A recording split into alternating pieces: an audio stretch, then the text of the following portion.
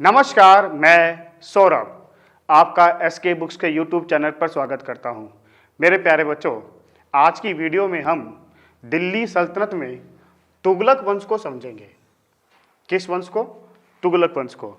जबकि हमने दिल्ली सल्तनत में गुलाम और खिलजी वंश पूरा कर लिया है और उसके बाद आता है खिलजी के बाद तुगलक।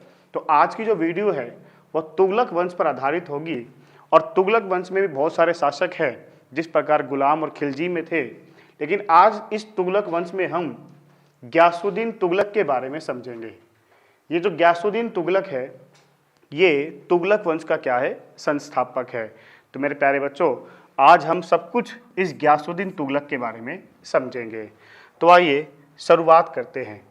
लेकिन यहाँ से बहुत सारी विभिन्न प्रतियोगिता परीक्षा में प्रश्न पूछे जाते हैं, चाहे वो रेलवे हो, अग्निवीर हो, एसएससी एमटीएस हो, चाहे फिर वो कोई भी पुलिस भर्ती परीक्षा हो या कोई भी विभिन्न स्तर पर राज्य स्तर पर कोई भी प्रतियोगिता परीक्षा हो।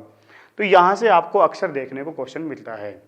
तो किस प्रकार से आपसे क्वेश्चन पूछे जा चुके हैं और आने वाले भविष्य में किस प्रकार से क्वेश्चन पूछे जा सकते हैं गयासुद्दीन तुगलक पर, उन सब पर हम बारी बारी से चर्चा करेंगे। तो आइए शुरुआत करते हैं इस तुगलक वंश की। तो मेरे प्यारे बच्चों, नाम है तुगलक वंश। अगर हम तुगलक वंश के बारे में समझे तो सबसे पहले हमें यह समझना होगा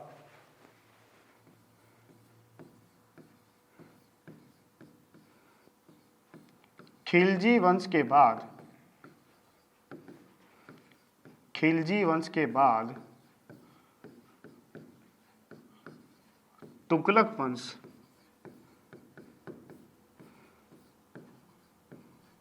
दिल्ली सल्तनत में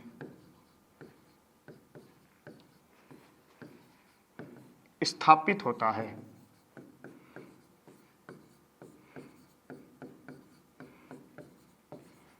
तो तुगलक वंश खिलजी वंश के बाद दिल्ली सल्तनत में स्थापित होता है। इसके बाद सबसे महत्वपूर्ण जानकारी क्या है? ये जो तुगलक वंश है दिल्ली सल्तनत में सबसे लंबे समय तक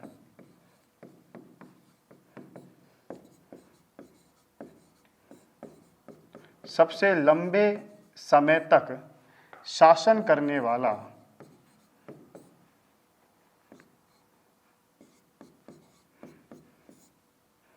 वंश। तो दिल्ली सल्तनत में सबसे लंबे समय तक शासन करने वाला वंश है। और इन्होंने कितने साल शासन किया है मेरे प्यारे बच्चों? तो इन्होंने 94 वर्षों तक शासन किया है।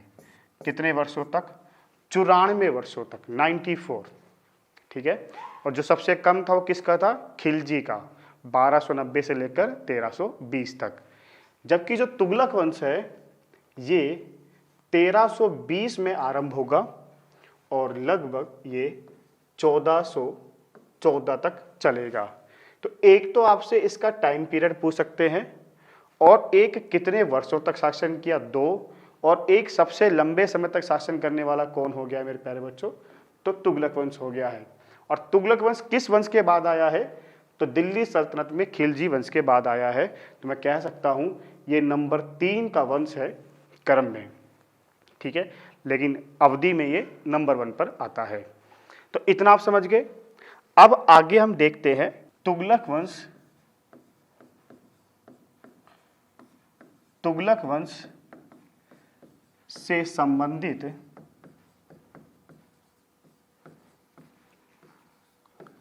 प्रमुख शासक। तो तुगलक वंश से संबंधित कुछ प्रमुख शासक है। अब वो कौन कौन से प्रमुख शासक है? तो मेरे प्यारे बच्चों ध्यान से समझिए। एक हम इसमें समझेंगे किसको? गयासुद्दीन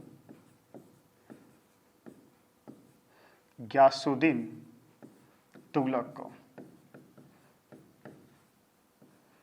गयासुद्दीन तुगलक। और गयासुद्दीन तुगलक का जो शासनकाल आता है मेरे प्यारे बच्चों, वो 1320 से लेकर 1325 तक, और इनके बाद आएंगे मोहम्मद बिन तुगलक। तो ये मोहम्मद बिन तुगलक है, ठीक है, और ये 1325 से लेकर 1300, ठीक है। और नंबर तीन पे जो आ जाएंगे मेरे प्यारे बच्चों, वो कौन से हैं? वो है फिरोज शाह तुगलक। और फिरोज शाह तुगलक 1351 से लेकर 1388 तक। तो देखिए, ऐसा नहीं है कि तुगलक वंश में शासक की कमी है, लेकिन इस तुगलक वंश में जो सबसे ज़्यादा पर्सन आते हैं, सबसे ज़्यादा जिन शासकों के बारे में हमें समझना है, वो केवल ये 3 हैं। जबकि देखिए, गुलाम वंश में तो हमने हर एक शासक के बारे में समझा, खिलजी वंश में भी हमने हर एक शासक के बारे में समझा, क्योंकि वहाँ से एक दो पर्सन कभी कभी पूछ लिए जाते हैं। लेकिन इस तुगलक वंश में आम तौर से आपसे इन्हीं 3 के बारे में पूछे जाते हैं। अब ऐसे तो उत्तराधिकारी भी बहुत है, ऐसा थोड़ी है कि 1388 के बाद कोई शासक नहीं आया। शासक तो आए, उत्तराधिकारी तो आए, लेकिन उन्होंने कुछ ऐसा किया ही नहीं जिन्हें भारतीय इतिहास में याद किया जाए। सिर्फ उन्हें हम इसलिए याद करते हैं कि वो सुल्तान की संतान है, बस कि वो सुल्तानों की संतान है, बस इसलिए हम इनके उत्तराधिकारी को कई बार नज़र डाल लेते हैं, लेकिन उन पे कभी कोई क्वेश्चन बनता ही नहीं, क्योंकि उनके नाम कोई ऐसी उपलब्धि या कुछ भी ऐसा कोई आक्रमण नहीं है जो हम याद करें, कुछ महत्वपूर्ण नहीं। बस आप इन 3 के बारे में याद करिए। इन तीनों का टाइम पीरियड 20 से 25, 25 से 51, 51 से 88। पहला गयासुद्दीन तुगलक, दूसरा मोहम्मद बिन तुगलक और तीसरा फिरोज शाह तुगलक। एक आप और याद कर सकते हैं, तुगलक वंश का अंतिम शासक।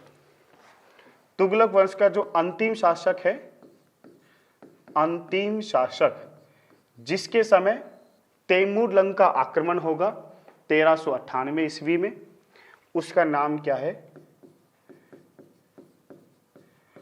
नसरुद्दीन मोहम्मद शाह तुगलक। तो ये अंतिम शासक है। जिस प्रकार से नसरुद्दीन खुसरो शाह खिलजी वंश का अंतिम शासक है, क्यूमर्स हम कह सकते हैं गुलाम या बलबनी वंश का अंतिम शासक है, तो इसी प्रकार इस तुगलक का जो है अंतिम शासक वो नसरुद्दीन मोहम्मद शाह तुगलक है। तो आज की जो वीडियो रहेगी मेरे प्यारे बच्चों, वो गयासुद्दीन तुगलक पर आधारित रहेगी। इसके इन 20 से 25 का जो टाइम पीरियड रहा 1300 में, वो उसमें उन्होंने क्या क्या किया। तो आइए शुरुआत करते हैं। शासक का नाम है गयासुद्दीन तुगलक। तो शासक का नाम क्या है मेरे प्यारे बच्चों? गयासुद्दीन तुगलक।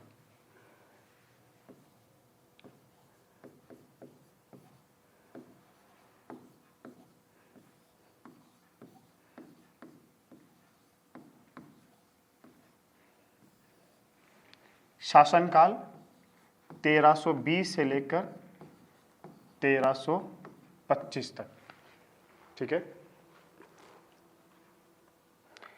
तो आइए समझते हैं। सबसे पहले तो हम ये समझेंगे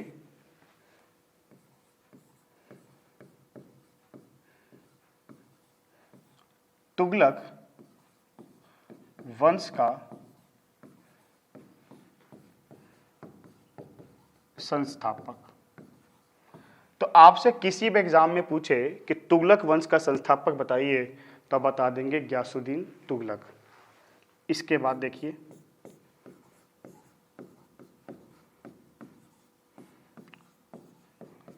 तुगलक वंश का प्रथम शासक, तो ये कौन है?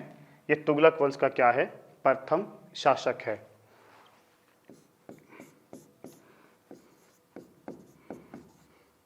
हम यहाँ पे लिख दें कि इनकी उपाधि कौन कौन सी रही मेरे प्यारे बच्चों। तो देखिए, अगर हम उपाधि की बात करें तो इनके पास एक उपाधि है जिसका नाम क्या है, गाजी मलिक।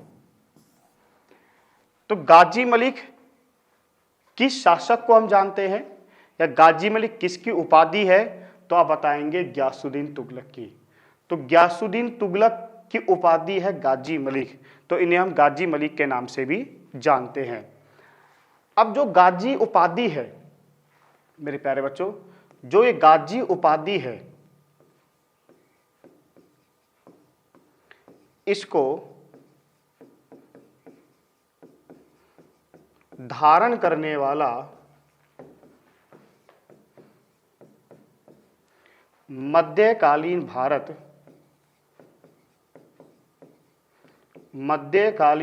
का प्रथम सुल्तान,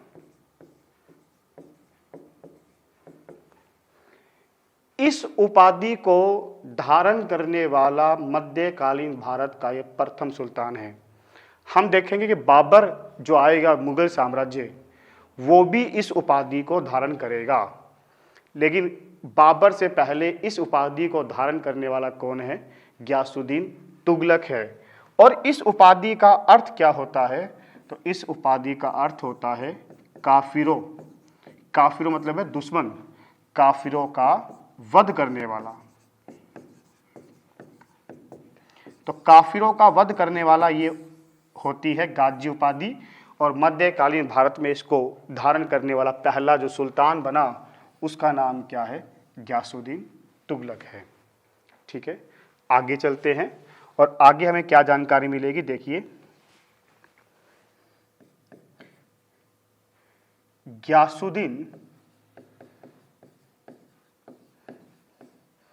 गियासुद्दीन तुगलक की माता एक पंजाबी जाट महिला है।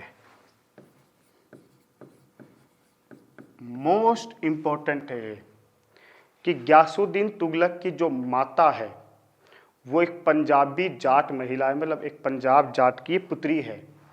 और जो पिता है, और पिता एक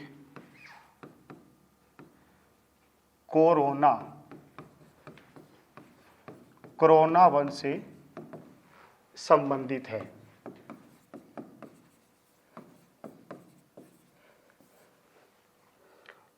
ये मोस्ट इंपॉर्टेंट है मेरे प्यारे बच्चों कि माता जो है वो तो क्या है, एक पंजाबी जाट महिला है, और पिता जो है वो एक कोरोना वंश से संबंधित है। और ये कोरोना वंश कहाँ रहते थे, तो ये तुर्किस्तान के पहाड़ी इलाके में निवास करने वाली।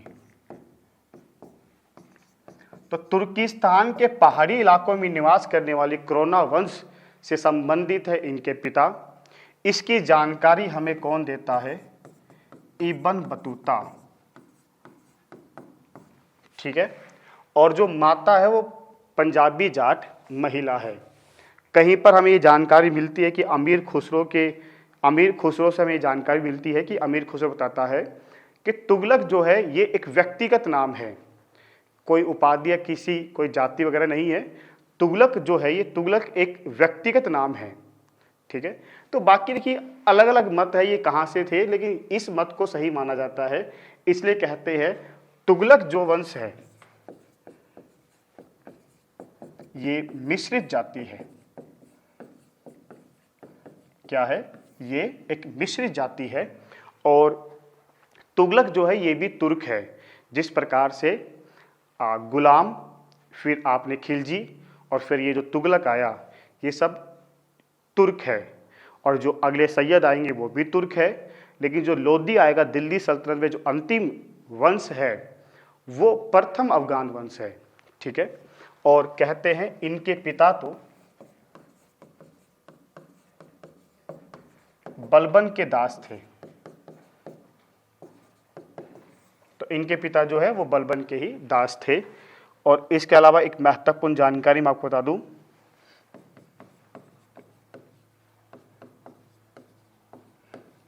अलाउद्दीन खिलजी ने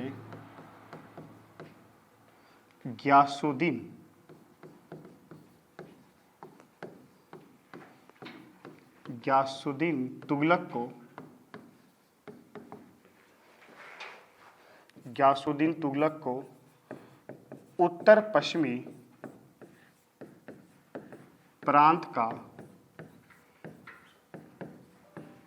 प्रधान रक्षक बनाया था। अलाउद्दीन खिलजी ने गयासुद्दीन तुगलक को उत्तरी पश्चिमी प्रांत का प्रधान रक्षक बनाया था। तो आपसे क्वेश्चन पूछे, गयासुद्दीन तुगलक सुल्तान बनने से पहले कहाँ के गवर्नर थे या कहाँ के प्रधान रक्षक थे? तो उत्तरी पश्चिमी प्रांत, या मैं ये भी कह सकता हूं कि ये पंजाब दीपालपुर के एक प्रकार से ये गवर्नर थे, क्योंकि दीपालपुर जो है उस समय राजधानी होती थी पंजाब की। ठीक है, तो यहाँ पे ये अपनी सेवाएं दे रहे थे। और सेवाएं देने के बाद जो ये खिलजी वंश का जो अंतिम शासक है, खिलजी वंश का अंतिम शासक, और खिलजी वंश का अंतिम शासक कौन था? नसरुद्दीन खुसरो शाह। तो नसरुद्दीन जो खुसरो शाह जो खिलजी वंश का अंतिम शासक है, एक प्रकार से इनकी हत्या ये इन्हें पराजित कर गयासुद्दीन तुगलक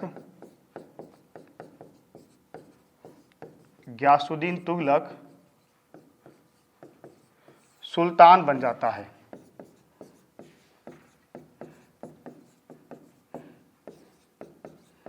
तो अगर आपसे पूछे गयासुद्दीन तुगलक किसकी हत्या या किसे हटाकर तुगलक वंश की स्थापना करता है, सुल्तान बनता है?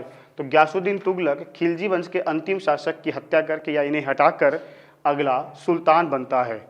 और सबसे खास बात देखिए कि गयासुद्दीन तुगलक जो है, जब ये सुल्तान बनने के लिए दिल्ली में प्रवेश करता है, तो सबसे पहले ये इस बात की जांच करवाता है या इस प्रकार के बारे में जानकारी प्राप्त करता है कि आखिर कोई ऐसा व्यक्ति तो नहीं है जो खिलजी वंश का उत्तराधिकारी हो। मतलब नसरुद्दीन खुसरो शाह के मरने के बाद कोई ऐसा व्यक्ति तो नहीं है जो खुद को खिलजी वंश का उत्तराधिकारी मानता हो। सबसे पहले इसने दिल्ली में प्रवेश करते ही इस बात की जांच करवाई। ये इसकी प्रकार से महानता नहीं कह सकते हम, शायद कुछ इतिहासकार ये भी कहते हैं इन्होंने इस बात की जांच इसलिए करवाई होगी कि अगर कोई खुद को उत्तराधिकारी मानता है तो किस प्रकार से उसे मरवा दिया जाए और अगला सुल्तान में बन जाऊं। लेकिन देखिए, ये पहले इस बात की जांच करवाता है कोई है या नहीं उत्तराधिकारी, और जब नहीं है तो कहते हैं सबकी सहमति से ये दिल्ली का सुल्तान बन जाता है। बहुत दिमागदार व्यक्ति इसे माना जाता है कि किस प्रकार इसने सबसे पहले इस बात की जांच करवाई कि कोई उत्तराधिकारी तो नहीं है। ये कहा जाता है गयासुद्दीन तुगलक के बारे में कि 100 पंडितों का दिमाग एक तरफ और गयासुद्दीन तुगलक का दिमाग एक तरफ। ये एक प्रकार से बुद्धिमान शासक है। मतलब कहते हैं कि 100 पंडितों का दिमाग वो एक तरफ हो और इसका दिमाग एक तरफ, तो दोनों के बराबर चलते हैं, एक तरफ 100 पंडितों के और एक तरफ इसका। कितनी सावधानी तरीके से दिल्ली का सुल्तान बन गया। इस बात की जांच अगर मान लो कोई कहता कि अगर मैं वो व्यक्ति हूं जो खिलजी वंश का उत्तराधिकारी हो, तो पता चल गया, फिर उसे ये हो सकता था मरवा देता। लेकिन जब कोई आगे नहीं आया तो ये दिल्ली का सुल्तान बना। इसलिए भारतीय इतिहास में इसे कहा जाता है सर्वसम्मति से सुल्तान बनने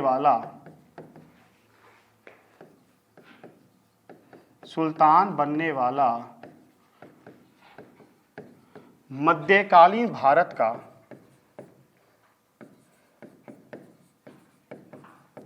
प्रथम शासक, मोस्ट इंपॉर्टेंट है भाई, सर्वसम्मति से सुल्तान बनने वाला मध्यकालीन भारत का प्रथम शासक है ये। इसके अलावा देखिए, इसके समय 29 बार मंगोलों ने आक्रमण किया, जिसे विफल किया गया।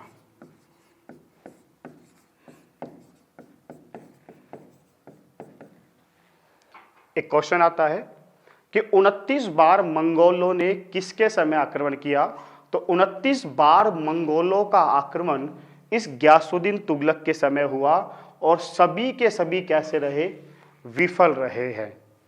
और विफल रहे हैं जिसके कारण इसने एक उपाधि धारण की, मलिक उल गाजी। तो मलिक उल गाजी जो उपाधि है मेरे प्यारे बच्चों, वो भी ग्यासुद्दीन तुगलक की है। और मलिक उल गाजी उपाधि कब धारण की? तो ये धारण की जब इन्होंने 29 बार मंगोलों को पराजित किया। और इसकी जानकारी मेरे प्यारे बच्चों हमें कहां से मिलती है? तो इसकी जानकारी कि इसने 29 बार मंगोलों को हराया, इसकी जानकारी हमें मुल्तान की मस्जिद के एक अभिलेख से। कहते हैं ग्यासुद्दीन तुगलक ने मुल्तान की एक मस्जिद पर एक अभिलेख खुदवाया, जिसमें उन्होंने खुद बताया कि मैंने 29 बार इनको हराया और हराकर मैंने मलिक उल गाजी की उपाधि धारण की। और गाजी मलिक के नाम से भी इन्हें जाना जाता है, जिसका अर्थ होता है काफिरों का वध करने वाला। काफिर मतलब एक प्रकार से दुश्मन। ठीक है, आगे चलते हैं। आगे अब ये चर्चा करेंगे कि जो ग्यासुद्दीन तुगलक है, जो तुगलक वंश का संस्थापक है, उन्होंने कौन कौन से आर्थिक सुधार और कृषि सुधार किए। तो आइए शुरुआत करते हैं मेरे प्यारे बच्चों, ग्यासुद्दीन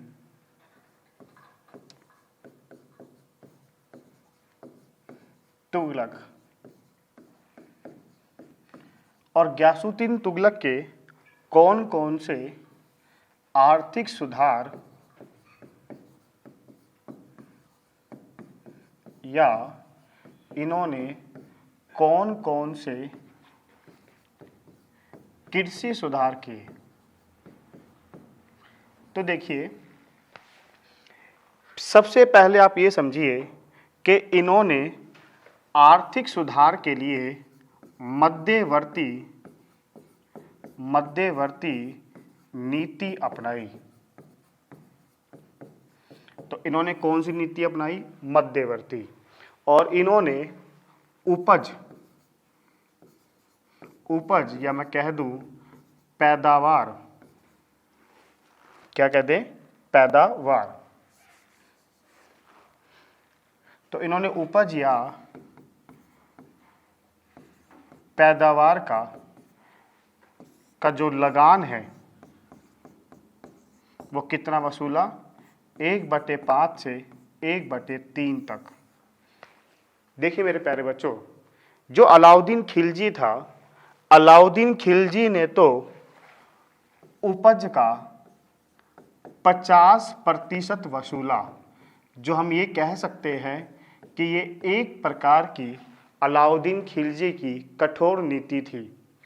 अलाउद्दीन खिलजी ने तो कठोर नीति अपनाई और 50% तक उपज का कर वसूला, या हम कहते हैं लगान वसूला। लेकिन अलाउद्दीन खिलजी के जो उत्तराधिकारी थे, उत्तराधिकारियों ने थोड़ी नरम नीति अपनाई। इतने कठोर वो नहीं थे उत्तराधिकारी अलाउद्दीन खिलजी के। लेकिन जो ग्यासुद्दीन तुगलक जब सुल्तान बनता है दिल्ली का सर्वसम्मति से, तो इन्होंने एक मध्यवर्ती नीति अपनाई, ना कठोर ना सरल, एक प्रकार से मध्य मार्ग इन्होंने चुना। और इन्होंने कहा कि जो लगान वसूल किया जाएगा वो लगान वसूल किया जाएगा 1/5 से 1/3 तक। और इन्होंने यहां तक ये आदेश भी दिया, इन्होंने ये आदेश भी दिया कि जो आप कर में वृद्धि करेंगे, आप कर में जो वृद्धि करेंगे हर साल, हर वर्ष, वो वृद्धि 1/10 या 1/11 से अधिक नहीं होगी, अधिक नहीं होगी।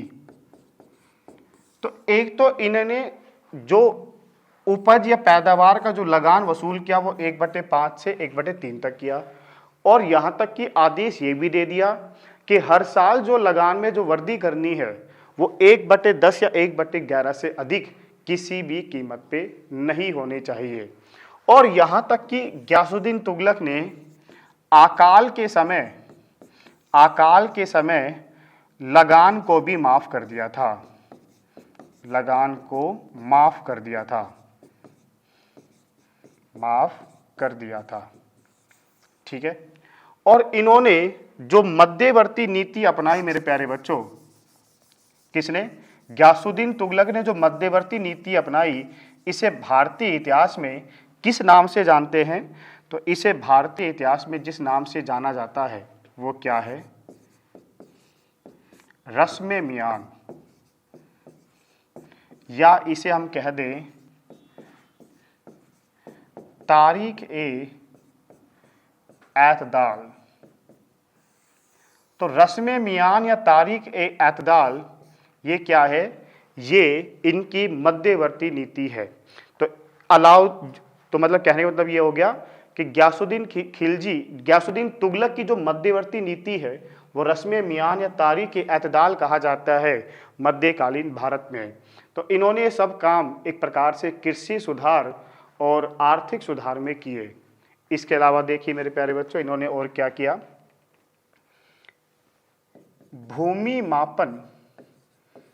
भूमि माप के लिए इन्होंने जो प्रथा चलाई उस प्रथा को क्या कहते हैं? नस्क या बटाई प्रथा। बटाई प्रथा का प्रचलन किया। हमने अलाउद्दीन खिलजी के समय एक बात को समझा था कि अलाउद्दीन खिलजी ने बहुत सारी भूमि जो इनाम में या जो दान में दी गई थी उन सभी भूमियों को एक प्रकार से खालसा या खालिसा भूमि में तब्दील किया। खालिसा भूमि या खालसा भूमि जो होती है वो सीधा शासक जो सुल्तान होता है उसके नियंत्रण में होती है, राज्य के नियंत्रण में होती है। और इन्होंने अलाउद्दीन खिलजी के समय बहुत सारी कृषि भूमि का पैमाइश किया गया था सर्वाधिक स्तर पर, और इन्होंने भूमि माप के लिए एक नई प्रथा अपनाई, 10 या बटाई प्रथा का प्रचलन किया। इसके अलावा देखिए मेरे प्यारे बच्चों, अगर हम महत्वपूर्ण तथ्यों पर बात करें तो महत्वपूर्ण तथ्यों में देखिए, एक आप ये याद कर सकते हैं, तुगलकाबाद नगर की स्थापना की। तो अगर आपसे एग्जाम में पूछा जाए तुगलकाबाद नगर की स्थापना किसने की, तो आप बता देंगे तुगलकाबाद नगर की स्थापना की है गियासुद्दीन तुगलक ने। और इसी तुगलकाबाद, ये जो रोमन शैली है, ये रोमन शैली पर आधारित है, ये रोमन शैली पर आधारित है। और इसी नगर में एक दुर्ग है, इसी नगर में एक दुर्ग बनाया गया जिसे 56 कोट दुर्ग के नाम से जानते हैं। तो 56 कोट दुर्ग हो, तुगलकाबाद हो, ये सब गियासुद्दीन तुगलक ने बनाया। इसके अलावा अगर हम देखें महत्वपूर्ण तथ्यों में, तो एक आप ये याद कर सकते हैं गियासुद्दीन तुगलक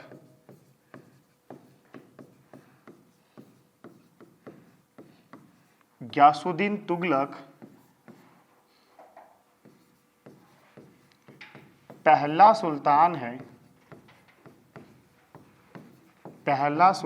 है जिसने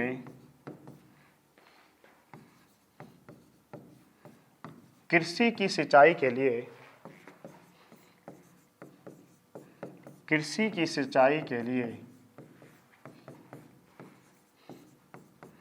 कुएं एवं नहरों का निर्माण किया।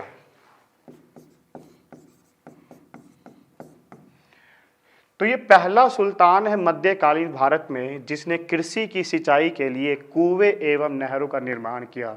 तो आपसे क्वेश्चन क्या पूछेगा, नहरों का निर्माण करने वाला मध्यकालीन भारत का पहला सुल्तान बताइए, तो आपका आंसर आ जाएगा गियासुद्दीन तुगलक। इसके अलावा देखिए, इन्होंने दाग प्रथा और हुलिया प्रणाली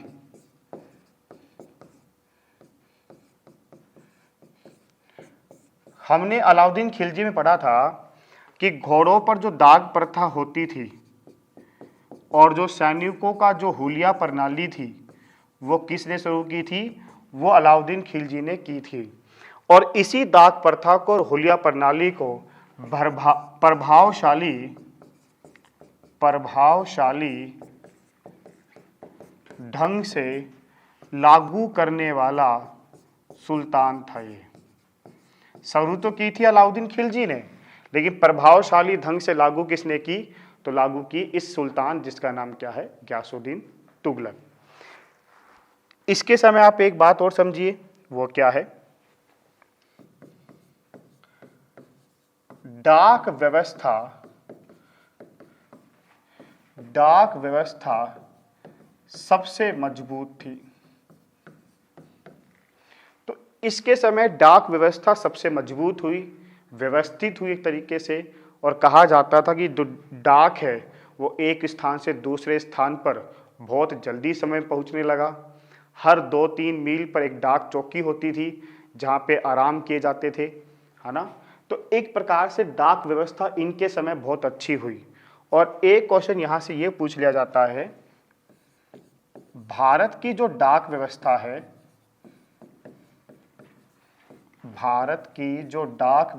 है, इसका विस्तृत विवरण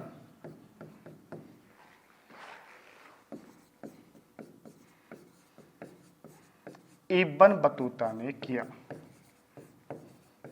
तो इब्न बतूता वो कवि है जिसने भारत की डाक व्यवस्था का विस्तृत विवरण किया। और इब्न बतूता मोहम्मद बिन तुगलक के शासनकाल में भारत आएंगे दक्षिण अफ्रीका के मोरक्को से। अगर हम आगे समझे तो देखिए, आगे हमें ये समझना होगा सैनिक अभियान।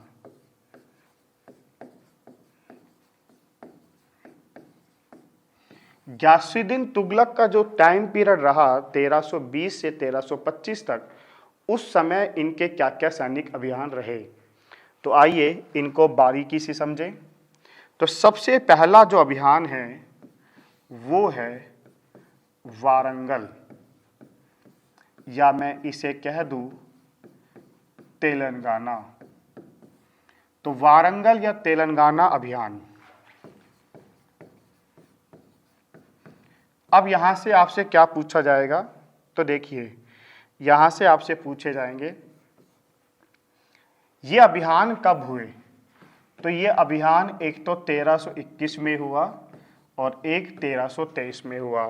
तो गियासुद्दीन तुगलक के समय 2 बार अभियान हुआ तेलंगाना का। और इस समय जो तेलंगाना का शासक है उसका नाम क्या है, तो उसका नाम आ जाएगा प्रताप रुद्रदेव। तो प्रताप रुद्रदेव यहाँ के शासक थे। और इसका जो अभियान है वो किसने किया था, वो किया था जोना खां ने। और इसी जोनाखा को उल्लू खा के नाम से जानते हैं। तो देखिए, ये जो तेलंगाना अभियान है, जो वारंगल अभियान है, ये अभियान गयासुद्दीन तुगलक के पुत्र जोना खा ने किया। कहते हैं पहला अभियान तो 1321 में, जिसमें असफल हुए। दूसरा अभियान किया गया 1323 में, जिसमें ये सफल हुए और इन्होंने तेलंगाना को जीतकर दिल्ली सल्तनत में मिलाया। दिल्ली सल्तनत में मिलाया और इसी जोनाखा को क्या कहते हैं? उलुग खा। यही जोनाखा आगे चलकर मोहम्मद बिन तुगलक के नाम से जाना जाएगा। ठीक है, तो आप देख रहे हैं अलाउद्दीन खिलजी जो था, उसका जो दक्षिण भारत अभियान था वो अप्रत्यक्ष था। मतलब दक्षिण भारत के किसी भी राज्य को दिल्ली सल्तनत में मिलाने के उद्देश्य से कभी भी मलिक काफूर ने हमला नहीं किया। वो केवल वहां पे हमला कर कर उनको आत्मसमर्पण करवाकर, ठीक है, उनसे आय वसूलने का काम करते थे। लेकिन यहाँ पर देखिए, ये गयासुद्दीन तुगलक की अलग सोच है। यहाँ पर वो दक्षिण भारत को जीतकर दिल्ली सल्तनत में मिला रहा है। मतलब एक प्रकार से कैसी नीति हो गई? ये इनकी प्रत्यक्ष नीति हो गई। तो इन्होंने प्रत्यक्ष नीति अपनाई दक्षिण भारत की तरफ। ठीक है, और जो ये तेलंगाना है, या मैं कह दूं जो ये वारंगल है, इस वारंगल का नाम सुल्तानपुर रखा गया। तो वारंगल को जीतकर 1323 में जब दिल्ली सल्तनत में मिलाया गया तो इसका नाम सुल्तानपुर रखा गया। याद करिए, अलाउद्दीन खिलजी जो था, अलाउद्दीन खिलजी ने 1303 में जब चित्तौड़ पर हमला किया, रानी पद्मिनी को प्राप्त करने के लिए, तो जो चित्तौड़ है, चित्तौड़ का नाम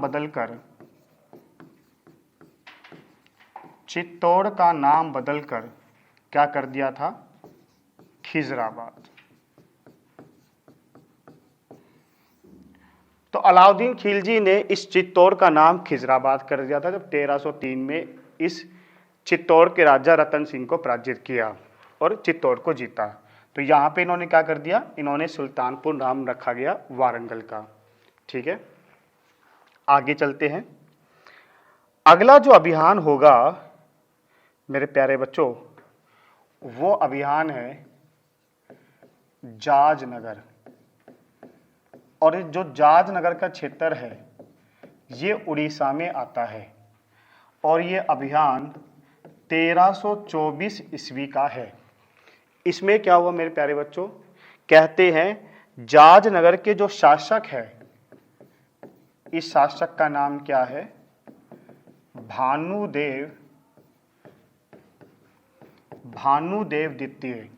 ये जो भानुदेव द्वितीय है, ये जो जाजनगर है, कहते हैं जब जोनाखा वारंगल पर अभियान कर रहे थे तो इस जाजनगर के शासक ने वारंगल का सहयोग किया था। और जब वारंगल अभियान जीतकर जोनाखा वापस लौट रहे थे तो इन्होंने अपना अगला अभियान इसी जाजनगर पर किया जो वारंगल का सहयोगी था। ठीक है, और आपसे पूछेंगे इस समय वारंगल का शासक, इस समय जाजनगर का शासक कौन है? तो आप बता देंगे भानुदेव द्वितीय इसमें किसका शासक है? जाजनगर का है। और इसको किसने जीता? इसको जीता जोनाखा ने, क्योंकि जोनाखा ही गया था जाजनगर पर हमला करने के लिए। और कहते हैं इसकी जो जानकारी है, इसकी जानकारी हमें राजमुंद्री अभिलेख से मिलती है। अगर आपसे पूछे जोनाखा ने जो जाजनगर पर जो विजय अभियान किया जिसमें वो सफल हुए, उसमें उसकी जानकारी हमें कहाँ से मिलती है? तो राजमुंद्री अभिलेख से मिलती है। और इसी राजमुंद्री के अभिलेख में जोनाखा को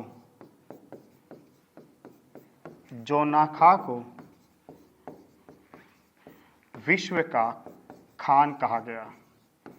तो विश्व का खान इस जोनाखा को इस राजमुंद्री अभिलेख में कहा गया है।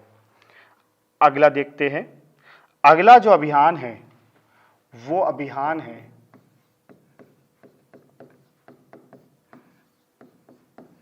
बंगाल का अभियान। और इसी बंगाल के अभियान के बाद इन्होंने एक अभियान और किया, तिरहुत का अभियान। तो बंगाल अभियान और तिरहुत अभियान हम दोनों को एक साथ पढ़ेंगे, क्योंकि जब बंगाल से वापस दिल्ली आ रहे थे तो इन्होंने तिरहुत पर भी आक्रमण कर दिया था। तो देखिए मेरे प्यारे बच्चों, हम बंगाल अभियान को समझते हैं। ये जो बंगाल अभियान है इसको जीता किसने? इसको जीता गयासुद्दीन तुगलक ने। इस बार जोनाखा नहीं गया, जबकि जोनाखा वारंगल और जाजनगर के अभियान में था। ये गयासुद्दीन तुगलक जो है ये बंगाल अभियान के लिए गया था। और जब ये बंगाल अभियान को गया और जब बंगाल अभियान इसने जीता, तो जब ये बंगाल अभियान कर रहा था तो बंगाल अभियान के समय इसे एक सूचना मिलती है। और वो सूचना क्या मिलती है कि दिल्ली और दिल्ली के आसपास जो इलाका है उसमें एक बहुत प्रसिद्ध सूफी संत थे जिनका नाम है निजामुद्दीन औलिया। तो निजामुद्दीन औलिया एक बहुत प्रसिद्ध सूफी संत थे और इस निजामुद्दीन औलिया का शिष्य बन गया, कौन बन गया? जोनाखा। तो जो जोनाखा है जिसे आगे हम मोहम्मद बिन तुगलक के नाम से जानेंगे, जो गयासुद्दीन तुगलक का पुत्र है, ये जोनाखा इस निजामुद्दीन औलिया का शिष्य बन गया। और जोनाखा के लिए इन्होंने एक भविष्यवाणी भी कर दी। और वो भविष्यवाणी क्या कर दी कि अगला सुल्तान तुम हो, अगला सुल्तान तुम हो। तो कहते हैं इन सभी बातों की जानकारी इस बंगाल अभियान के समय इस गयासुद्दीन तुगलक तक पहुंची कि किस प्रकार से निजामुद्दीन औलिया जो एक सूफी संत है उसका शिष्य मेरा पुत्र बन गया। और दूसरी बात कि एक भविष्यवाणी भी कर दी गई कि अगला सुल्तान जोनाखा बनेगा। तो ये गयासुद्दीन तुगलक है, इसे ये लगा कि निजामुद्दीन औलिया मेरे खिलाफ एक षड्यंत्र रच रहा है। जबकि निजामुद्दीन औलिया और गयासुद्दीन तुगलक की बनती नहीं थी, इनके बीच टकराव की स्थिति थी। वो टकराव की स्थिति क्या थी? कहते हैं कि इस निजामुद्दीन औलिया जो एक सूफी संत थे, जो महान एक सूफी संत माने जाते हैं, इन निजामुद्दीन औलिया को जो नसरुद्दीन खुसरो शाह था, जो खिलजी वंश का अंतिम शासक है, उन्होंने इन्हें 5 लाख टका एक प्रकार से धार्मिक अनुदान दिया था। 5 लाख टका धार्मिक अनुदान दिया था, जिसे लौटाने की बात गयासुद्दीन तुगलक ने की कि आपको जो अनुदान दिया गया था धार्मिक कार्यों के लिए, आप उसे वापस करें। तो इन्होंने एक प्रकार से मना कर दिया निजामुद्दीन औलिया ने देने से, क्योंकि धार्मिक अनुदान के लिए दिया गया था और नसरुद्दीन खुसरो शाह के समय दिया गया था। तो इनके बीच टकराव की स्थिति हमेशा रही, गयासुद्दीन तुगलक और निजामुद्दीन औलिया। और जब ये बंगाल अभियान करके जब वापस लौट रहे थे, तो वापस लौटते समय निजामुद्दीन औलिया से कहा था कि मेरे लौटने से पहले ही आप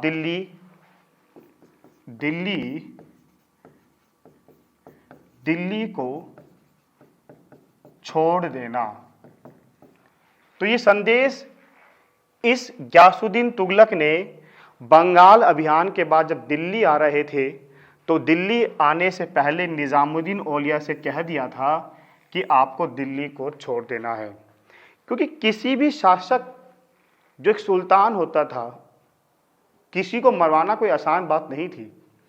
लेकिन वो इन्हें मरवाना चाहते नहीं थे, क्योंकि दिल्ली और दिल्ली के आसपास का जो इलाका था वहाँ पे बहुत प्रसिद्ध हो चुके थे, इसलिए इन्हें मरवाना इतना आसान नहीं था। तो इसलिए इनसे कहा गया कि आप दिल्ली को छोड़ देना जब तक मैं दिल्ली पहुँचूँ। लेकिन निज़ामुद्दीन औलिया ने एक रिप्लाई दिया, इसके बदले में एक जवाब दिया जिसे भारतीय इतिहास में बहुत अच्छे से हम समझते हैं। वो क्या है? इन्होंने जो रिप्लाई दिया वो था, हुनूज दिल्ली दूरस्थ, मतलब दिल्ली अभी बहुत दूर है।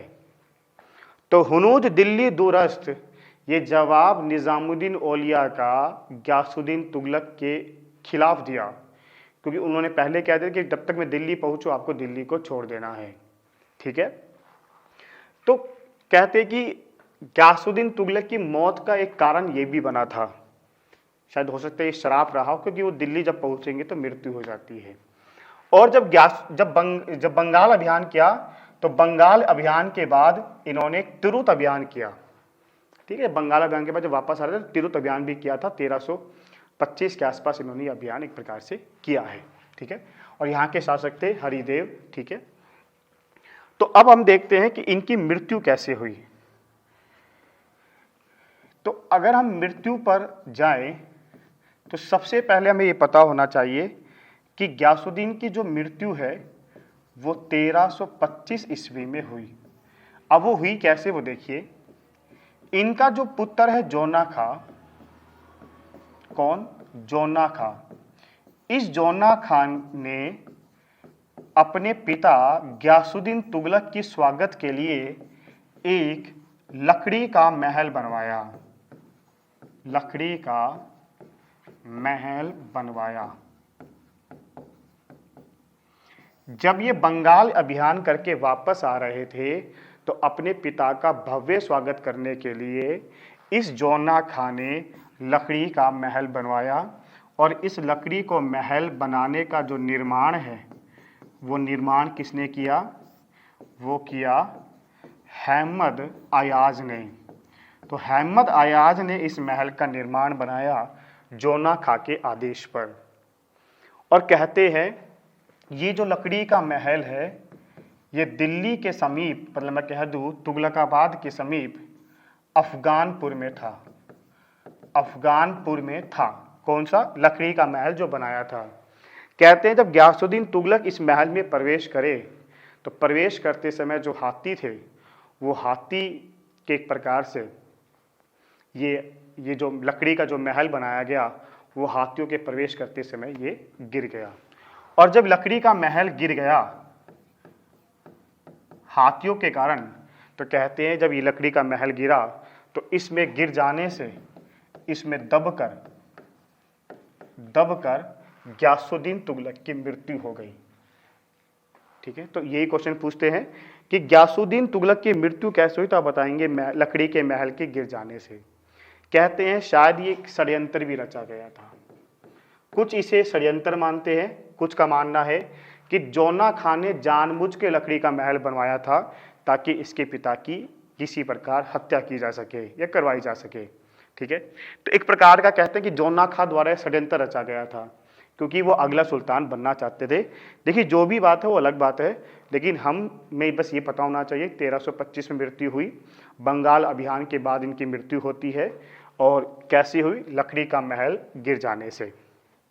ठीक है, अब हम आगे चलते हैं मेरे प्यारे बच्चों। तो देखिए अब हम एसएससी एमटीएस में किस प्रकार से आपसे क्वेश्चन पूछे जाते हैं उस पर चर्चा करते हैं। तो एसएससी एमटीएस में देखिए कैसे पूछेंगे।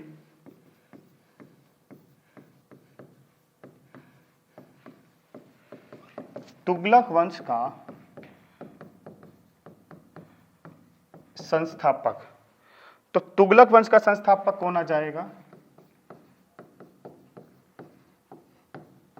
गियासुद्दीन तुगलक।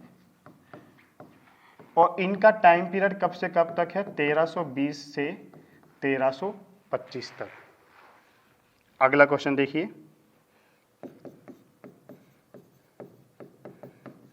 नहरों का निर्माण करने वाला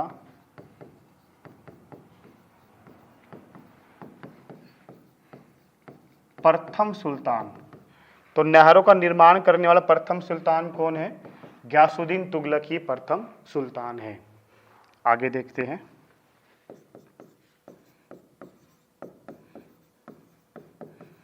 डाक व्यवस्था किस शासक के समय मजबूत थी? तो हम बता देंगे ये जो डाक व्यवस्था है ये गियासुद्दीन तुगलक के समय मजबूत थी। आगे देखिए। नस्क और बटाई प्रथा का प्रचलन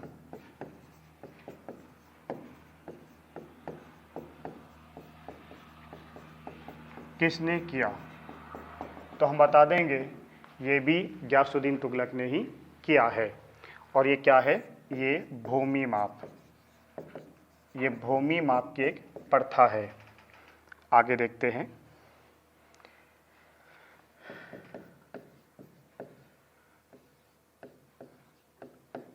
तुगलक वंश ने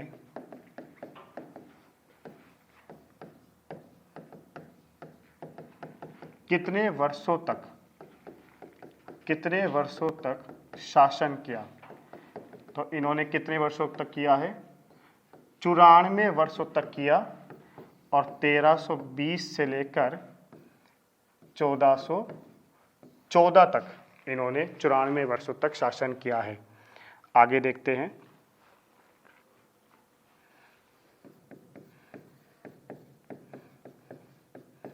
वारंगल का नाम बदलकर क्या रखा गया? तो वारंगल का नाम बदलकर क्या रखा गया? तो ये नाम रखा गया सुल्तानपुर। ठीक है, आगे देखते हैं। 29 बार मंगोलों का आक्रमण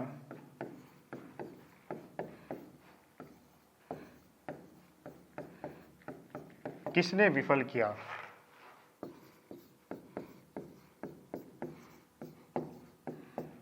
तो 29 बार मंगोलों का आक्रमण किसने विफल किया है? तो ये किया है गियासुद्दीन तुगलक ने। और गियासुद्दीन तुगलक ने फिर कौन सी उपाधि धारण की? फिर की थी मलिक उल गाजी की उपाधि इन्होंने धारण की। अगला क्वेश्चन देखिए।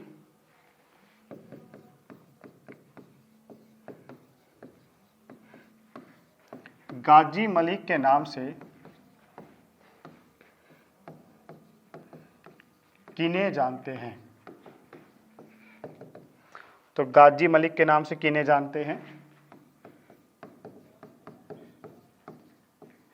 गियासुद्दीन तुगलक। ठीक है, और एक अंतिम क्वेश्चन देखिए।